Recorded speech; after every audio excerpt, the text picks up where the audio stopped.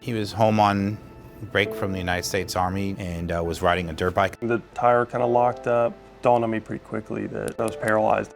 He wasn't breathing. Burning hot. Catastrophic injury. Life flight was coming, so I knew it was really serious. He needs 24/7 care. And that's what the amazing part of his journey and story is, that Montana didn't give up. I never doubted he'd graduate, and the job's perfect for him. It took a lot of hard work from a lot of different people. I couldn't pass up working on planes and F-18s in particular.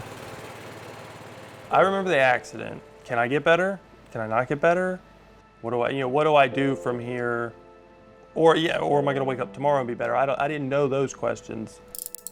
What do you do? Sure, he had lots to do, rehab and doctor's appointments. You might think this is the moment where Montana realizes his old life is gone. The moment he questions his future, and maybe he did, but not quite like you might think. So he uses a sip and puff wheelchair, which he breathes in and breathes out on a little straw type apparatus, and that moves his chair forward, backwards, side to side. It took, time to get good at it. Not run into walls, not run into things, get in and out of narrow doorways, and different things like that. I've worked hard because I don't like smashing into walls or destroying the walls or the chair or my feet. In trauma, I know he had a sad moment because we were doing a lot of talking about how to get him in the house and all those kind of things. And I said, you know what, you plan for the worst and you pray for the best. And he accepted that too. I said, we've got to move forward, assuming the worst, that nothing's going to change and this is what we've got to live with, and we'll move on from there. And that's what we did. Montana decided he'd figure out how to go to college and enroll in one of the most difficult majors on campus, aerospace engineering. So this just kind of makes that connection between my mouth and the iPad screen. And then it just kind of works the same as a finger. So when I started college, I had to have someone scribe my math, my writing.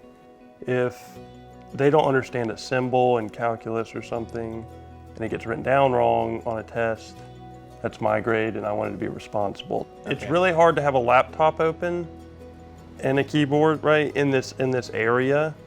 An iPad, the keyboard comes up on the screen. So I can do straight lines and draw something like this. Arrows, different shapes. A lot of diagrams, a lot of schematics, a lot of equations.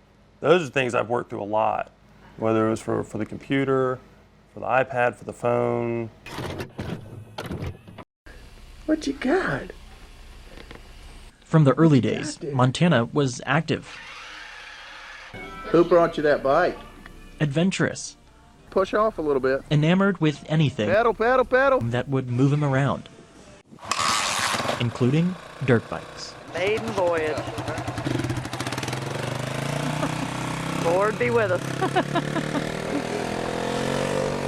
I remember the accident. I was riding dirt bikes with a buddy. We were starting the dirt bikes and warming them up, and I was just kind of driving around the yard, warming the bike up, and kind of a freak thing. The kind of tire kind of locked up, and I just somersaulted with the bike. And it was in sand, like sandy dirt, and it was kind of, I was laying on my back, and my whole body was hot. And I kind of tried to look at my toes and I could tell almost immediately what had happened. Like I said, from my shoulders down, it was just burning hot, and there was a real numb heat. And so I knew I couldn't feel anything. Montana broke his neck at the C4 vertebrae, about 2 fingers below the base of his hairline. If the break had occurred just inches lower at the C5 or 6, doctors say Montana could have had use of his hands or arms, maybe even gripped something. But a C4 break is so high that after the accident, even his lungs were failing.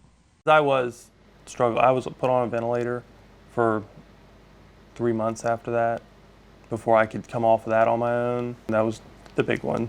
I want to breathe on my own. I didn't want to be on a ventilator. And other than that, it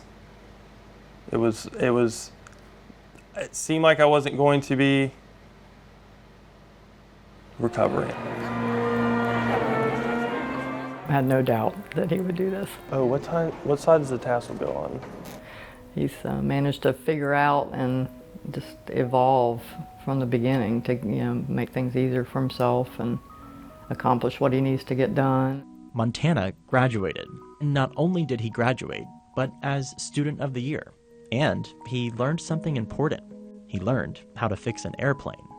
I got through school, and now it's time to look ahead, and I'm excited for my job and kind of the next step in life.